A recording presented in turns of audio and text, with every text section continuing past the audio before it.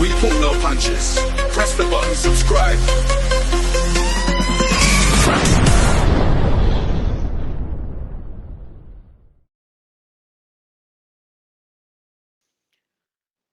Fight fans, welcome, and I'm delighted to be joined on my channel today by super welterweight Ashlee, the real deal, Eales.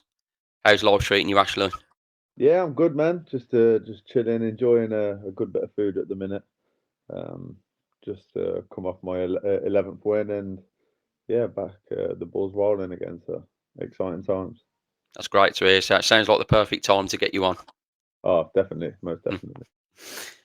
I think we'll kick things off with your last fight, a solid 6 rounds points win against Jake Tinkling. Uh, a summary of how you thought you performed. Obviously, you dropped him in the first round. You was comfortably with a points win. How do you summarise your performance? I felt a little bit rusty in there. I had about 15, 16 months off since coming off my first loss. Um, and although yeah, I won every round, dropped him in the first. I felt like I was a bit hesitant and a bit like I'd not boxed in the small gloves in a long time and under the lights and stuff like that. So it was good to get back out there, but glad I've shook the rust off now and yeah, excited to have some proper fights. When you say about your time off as well, do you want to tell us like what the? I mean, when I looked at your career, you've had quite a few injuries, haven't you? Yeah. I broke my hand, both hands, 3 times in the past 3 years. Unfortunately, my left one broke it once, clean break. It was solid. It's been sound ever since. And then my right one, it's just gone twice. Unfortunately, it seems sound now. Touch wood, but all part of the game, I suppose. Well, your career, your pro career, actually started in 2019 as well. Obviously, we're in 2025 now. That was your 12th fight. Um, Obviously, injuries have plagued your career. Um, we'll go on to your last opponent again.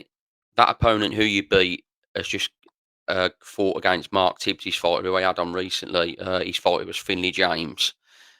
Finley won over 8 rounds. Mark really does rate Finley James, so I believe it is quite a good yardstick for what he done to what you done. It's like a similar comparison. So when you, Yeah. I know what you mean. He won most rounds. I watched a little bit of it um, because someone that I got offered someone else that was fighting on that show um, for a title fight in Belgium.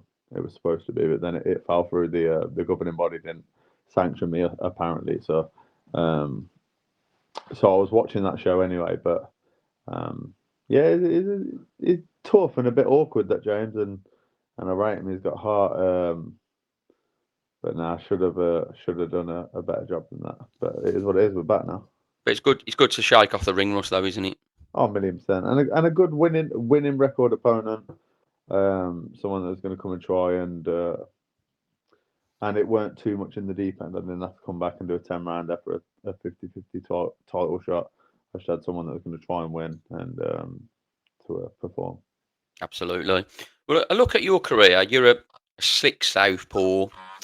You was an undefeated amateur, Midlands amateur champion, and as a pro, 2 fights back, you became Midlands champion.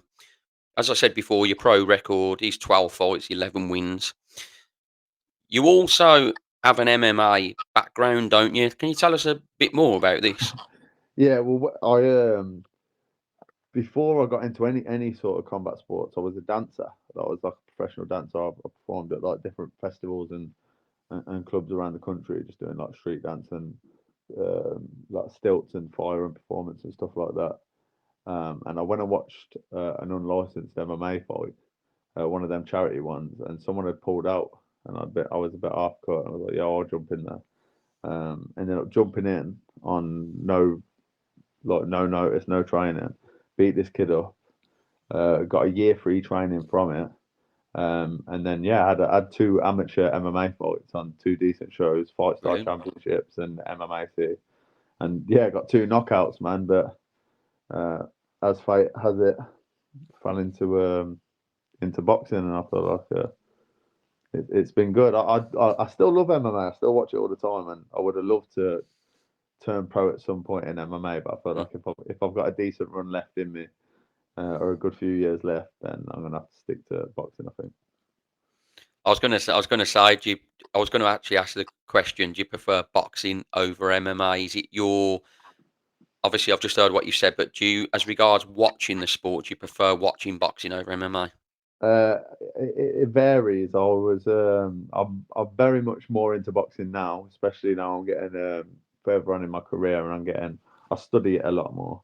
But over the past decade, I've I've been a big UFC fan, big UFC fan. But I'm definitely on the fence, closer to boxing at the minute. It's an art.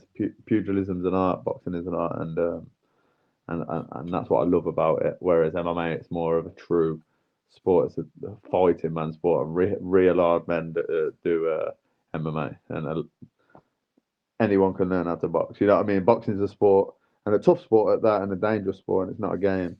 But MMA is another level in it. Do you think, quite a tricky question, do you think at the stage of your career you're at now in boxing, albeit you have had injuries, do you think you, at the same stage in MMA now, you could have earned more money than what you have in boxing? Potentially, yeah, potentially. At this stage right now, I could have earned more money because I could have had some title shots and maybe got onto some sort of UK TV promotion within MMA. But that being said, it would have been back to back 50-50s from the start of my career. You don't get no warm ups, you don't get no journeyman. I didn't really have any grappling experience apart from doing it for the year or so that I was training. So although I can defend in wrestling and jiu-jitsu a little bit, I'm not. I'm very much average compared to someone that really does it. You know what I mean? And I had to weigh up my options. I'd probably have like a 50-50 record in MMA if I'd have gone that way. I might not. I might have got like 11 knockouts by now because I was always touching them on the button. But everything happens for a reason, man. And I'm getting better and better in boxing every time. So I don't know. I knew it was a bit of a tricky question, that one. Yeah, it's an hard one. So, right. You fought as a super welterweight. The super welterweight division domestically alone is a cracking division, isn't it, in the UK? Yeah, it's decent to be fair. I just come down. I was actually 140. I was 66.9 kilos for my last fight, 200 grams over the welterweight limit. So we actually come down to see how far we could get down and have a welterweight fight. And I believe I'm gonna challenge at championship level at welterweight at some point in Okay. the future. But I'll very much. I'm happy to bounce between the both. Like super welterweight's easy. Um, I'm big for both of the weights, so yeah, any of them can get it. Welterweight's probably a tougher division. Like if I'll be honest, from the people that are in them both, I I think they're tougher fights in the welterweight division than there is the super welterweight, and there's only a couple kilos different, but some decent domestic UK fights there. Well, I was going to actually ask you at super welter, but you can also answer this as welter as well. If you could have a choice of a British opponent to have a good dust up with in either division, who would it be? What fight would whet the appetite? If I could choose for me, and like Yeah, yeah, yeah. it didn't matter who it was, the money was right, it was for a title or something, but the person I could fight. Well, I don't know because at the level I'm at now, I wouldn't bite off more than I can chew. You know what I Yeah, mean? yeah, yeah. I'd Fair enough. understand that I won't be able to do a 10 or a 12 round fight with Conor Benn right now because his Mm. conditioning and fitness is different. But that would be an amazing fight. Or Josh Kelly or Junaid Boston's an up and comer. What about Uh, Sam Eggington? Sam's my guy, man. Mm. I've done loads and loads of rounds with Sam. He's helped me out loads in my especially within my recent fights and my first 10 rounder. He got me 10 round ready, so I can't really see myself fighting him. There's no sort of title there or money that would make it worth it. And I know what I'd be in for as well. Oh Because yeah, absolutely. guy's a tough guy, but but yeah, I'd love to fight anyone in the top 10, like what Sam, second or third in the country or something. If we've got the same manager, so if he was to call me up and say, "Yo, there's 50 grand on the table," fucking hell, I'd love it. But Yeah, He's had a few big patients. Like, what have I got to fight Ash for? yeah. As well, Guaranteed war though, isn't it? That fight. every time, so I'd Yeah, probably yeah, avoid that one if anything. You know, what I mean? yeah, I prefer like the slick boxers, the good boxers, compared to the tougher hard heads, man. Because the ones that ain't scared to get hit and have got granite chins, yeah, bloody hell, man. Them ones are scary, man. Getting outboxed ain't as scary as getting jumped on. You know what I mean? yeah. I totally get. Yeah, I get that. Well, you're a Conor Walker's a good one as well in the welterweight division. Yeah, Another like that, like again, if you used to have that fight, it's like bloody hell, I'm in for a tough night here. But that's where I'm looking at yeah, within the next 12 to 18 months. I don't know if Conor's still going to have the British vacate it or challenge someone else that might take it in that time. But in this time within the next 12 months, I want to be fighting for things like the British title against people like your Conor Walkers and stuff like that. So that'd be that's where we're aiming. You know what I mean? We know we're not quite there yet, but we're on the way. I'm in within 12 to 18 months, pretty much for British titles. That's what I'm saying. That'd be nice, wouldn't it? Brilliant. So you're a promotional free agent. You fought on DAZN, a GBM show. That was where you actually suffered your first loss unexpectedly. I've got to talk about the loss to Omar Rodriguez. He was a tough opponent. He'd mixed it with top fighters. I mean, he even shared the ring with Austin Trout. Yeah, that's it. Um, well, what actually went wrong in that fight? I mean, when you watched the fight, you dropped him again in the first round. It all started so well, didn't it? Yeah, it was a good fight, and like I said, everything happens for a reason. Although that was a better pill to swallow and a sore one to take, um, it was it was needed because I wasn't training that much for that fight. I was pretty complacent because we were supposed to fight a lad called James Richardson and Yeah, yeah, defend my title. He's pulled out for one reason or another. And then on a few weeks' notice, we get this tough lad from Panama who's got a 50-50 record, 50-50 wins to losses. Um, and I'm on YouTube. I'm watching his fights against Austin Trout, who's a southpaw, but over the head. I think that was his last fight. But you'd see the level he's at, and I knew what was going to happen. I knew I was going to go in there and absolutely wipe the floor with this lad. He weren't on my level at all. And I went out there in the first round, did exactly that. Um, and I believe it was in the start of the second or the end of the first. I cracked him, and my hand just went, and mm, that one was sore. Still just getting through it, doing my thing in the second. It was just getting sore every time I was landing it.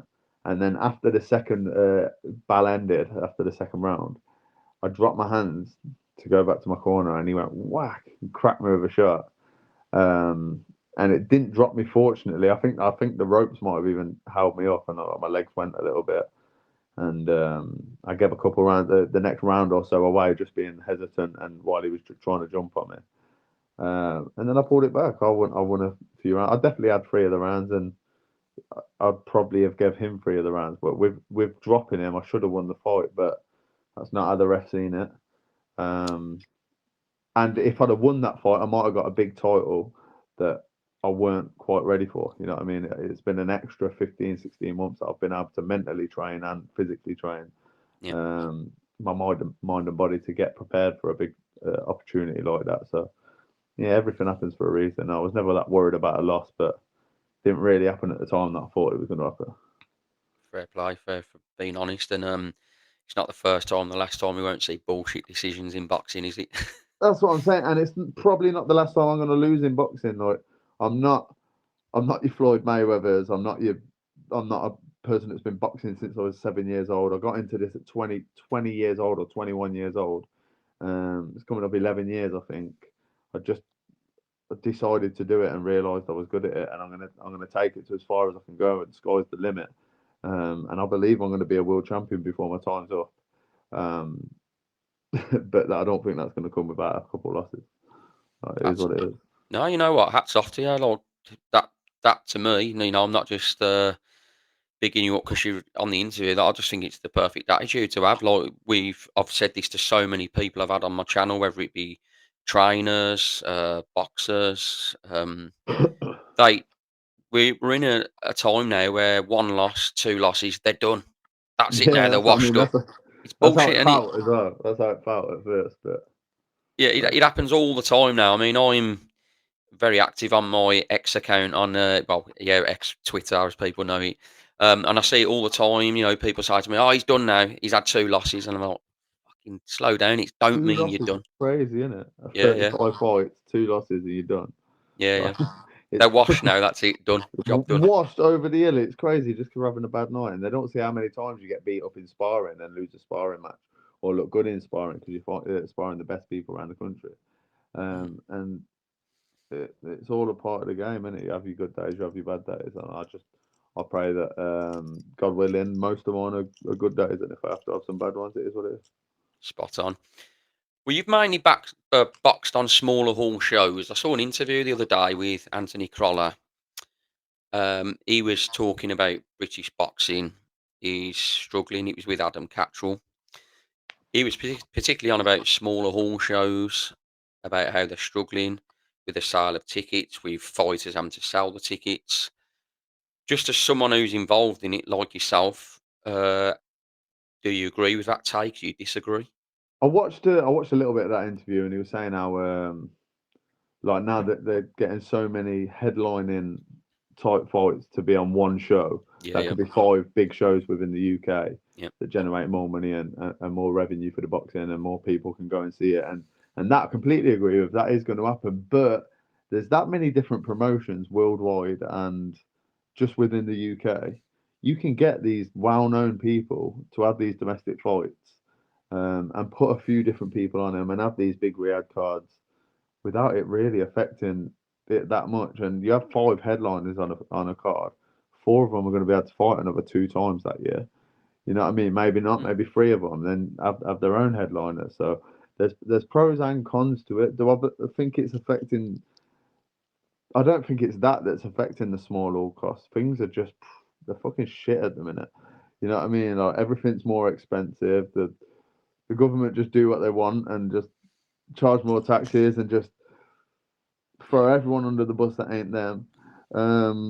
And people don't want to go out. They don't want to leave their house. They don't go town because most towns are shutting down and the crap, and there's no clubs and that. And people might go to the pub and socialise a little bit. But people have since COVID, it sort of messed everyone up a little bit. And So true, mate.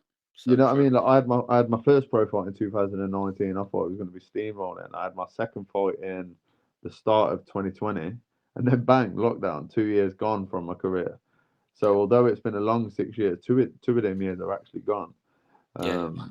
And people don't really know what's going on at the minute. Like both sides on all political armies are all fucking beefing and just arguing online, and you can't say anything online or anything. It's just tough. So the last thing people are worrying about is going to see their mate box who they do believe in and they do want to go and watch him, but they might not have the money for it. They might have the kids, and everyone's got their own problems. You know what I mean? So I think there more reasons why people struggle with selling. It's not just boxing. It's like I've got friends and family that do music events and festivals and different sorts of things, and everyone's struggling at the minute. You know what I mean? So hopefully there's a silver lining, and we all come out on the other side of it, and people can start coming out. But no, there's some good shows. I fought on a decent show the other week, a small little show, Scotland Rose one. It was rammed in there, Mm.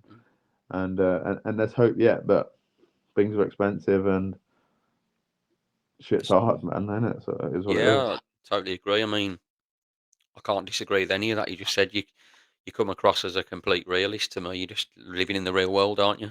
And that's it. And that's it. People get so sidetracked with what's going on the news or what's going on social media or what's going on down the street, and just focus on your own shit, man. If you can go and support a friend, go and support a friend. It makes the world a difference. If you can't, show support another way. And if you're needing the support, just keep climbing. It's hard. Like, I've had 12 fights in the pros now and hardly been paid for anything. Really. It's a struggle, but I know that if I stop now, then I'm definitely not going to make anything from boxing. I'm definitely not going to get the opportunities. But if I just keep going no matter what, then the call might come. You know what I mean? Fantastic attitude.